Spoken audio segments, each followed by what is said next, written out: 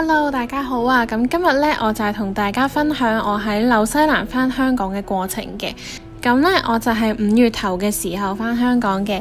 咁本身我就係買咗3月份嘅機票返香港啦，但係嗰陣嘅疫情就比較嚴重，咁所以呢，我就決定繼續留喺紐西蘭先。而紐西蘭政府都好好啦，佢直接將所有人嘅 visa 呢係延長到去到9月份，咁所以就令到啲旅客唔需要擔心呢個逾期居留嘅問題啦。咁我嗰晚去到機場呢，基本上係冇人嘅，職員都好少。咁可能因為封咗國啦，都冇乜人要返工，又係比較夜嘅時間啦。咁加上呢，門口其實有職員睇住嘅，淨係有登機證嘅人呢先至可以入機場嘅，有啲似香港之前咁樣啦。咁所以我屋企人都係送到我去門口就要走啦。咁呢度呢，就係一個小插曲啦，就係佢哋機場入邊個顯示板呢 show 出嚟係話我班機取消咗，咁所以我入到去係好驚啊，因為我知道每個禮拜返香港嘅機呢，其實係好少嘅，一個禮拜先得1班2班啦，亦都係有取消嘅情況，咁所以我就好驚啦，即刻去個櫃位度問，咁點知原來呢係塊板打錯咗，咁我就都有提翻佢哋啦，咁佢哋就話係機場嗰度打錯咗，咁就冇事，咁就虛驚一場，咁都好彩順利可以上到機啦。咁入到去呢，其實免稅店啊，所有鋪頭啊，全部都係冇開嘅，都係封晒板啦，閂晒嘅。咁入到入邊呢，我就照舊都係去翻自己每次出境都好中意坐嘅地方，就係呢個圓形嘅位置啦。因為呢度有得坐啦，又有得叉電啦，又坐得舒服啦。咁但係今次呢，我自己就唔記得咗帶水樽。我平時每次飛之前呢，都會帶個吉嘅水樽入機場斟水飲嘅。咁今次嘅行李比較多啦，又比較匆忙啦，咁所以我就冇帶到水樽，就諗住買水啦。點知部機呢食咗我張5蚊紙啊！我入完錢呢，佢話冇得找錢都算啦，但係佢連支水都唔出俾我，咁我就好無助啦，亦都因為冇人返工啊，所以我都揾唔到人幫手。咁但係我又身上冇晒其他紐幣啦，因為我將啲錢擺低晒俾屋企人啦。咁喺我好無助之際呢，我就遇到另一個香港人啦。咁嗰個媽媽好好人啊，佢最後就即係都想幫我解決，但係大家都解決唔到，咁所以最後佢就買咗支水請我飲，咁就係好感動，人間有愛。咁呢，我今次搭嘅呢就係 Air New Zealand 啦。咁但係其實我平時多數都係搭國泰嘅。咁入到去呢，成個氣氛係好唔同啊！啲燈光呢係一隻我好中意又好靚嘅紫色啦。咁而且佢嘅枕頭啊或者被呢都係比較唔同啊！咁我自己最中意嘅呢，就係佢可以直接喺熒幕上面點餐呢樣嘢，佢好清晰咁寫晒有啲乜嘢嘢食啊嘢飲你係可以嗌嘅。咁即係譬如如果你想嗌啤酒啊或者嘢食啊咁樣，都唔使擔心自己讀錯個酒名，咁就所有嘢都好清晰，你就咁撳個掣呢，就可以嗌到你想食嘅嘢。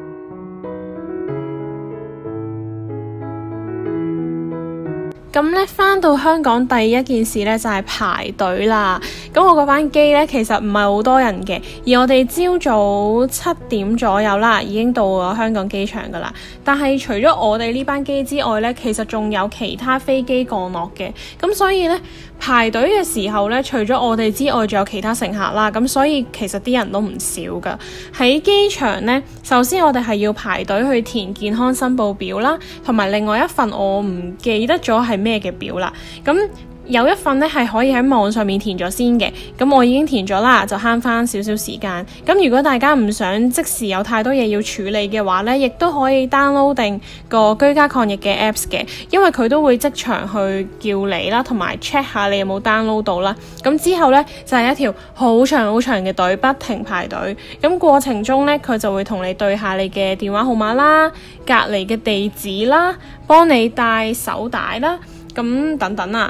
咁最後呢，就會有衛生署嘅人同我哋講解隔離須知啊，咁樣或者同我哋對翻啲資料。咁我自己喺機場排隊呢個過程呢，大概係排咗3個鐘啦。咁喺3個鐘之後呢，就可以再排隊搭車去亞博啦。咁佢就會有旅遊車提供嘅，帶我哋去亞博嘅。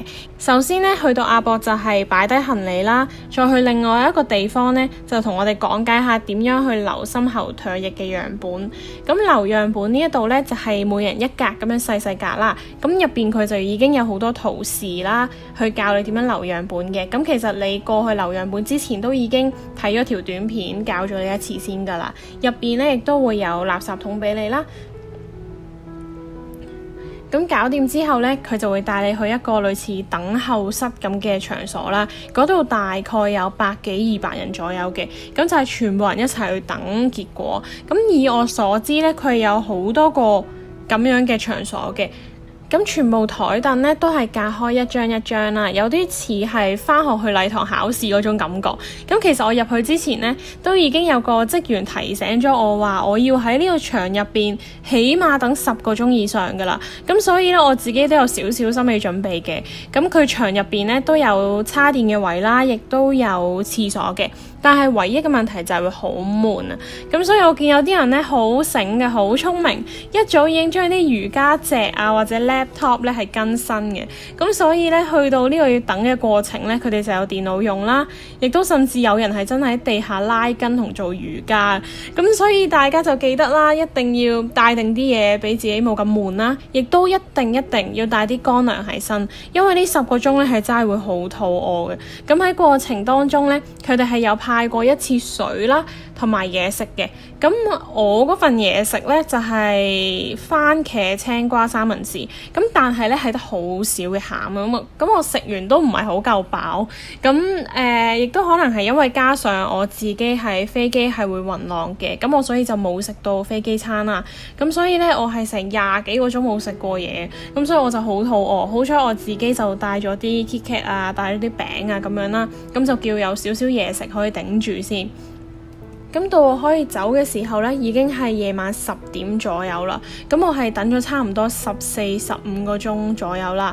咁出到去呢，大家多數一係就搭的士，一係就 call Uber， 一係就係搭機場快線走咁樣，又或者有啲夜晚嘅巴士啦。咁但係如果大家返嚟嘅話呢，就記得一定要帶乾糧啦，亦都要諗埋你走嘅時候呢係點樣走，因為夜晚其實好多車都冇得搭啦，而且幾百人一齊湧出嚟嘅時候咧，交通亦都係好唔方便嘅。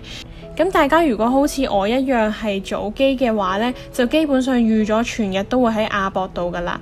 但係如果你係中午機啦，或者夜晚機嘅話呢，就好大機會會去咗酒店度等結果。咁喺我返屋企隔離呢14日入邊呢，我收過2次衛生署嘅電話啦。第一次呢，就係居家隔離嘅第一日啦，佢哋嗰日又打個電話俾我。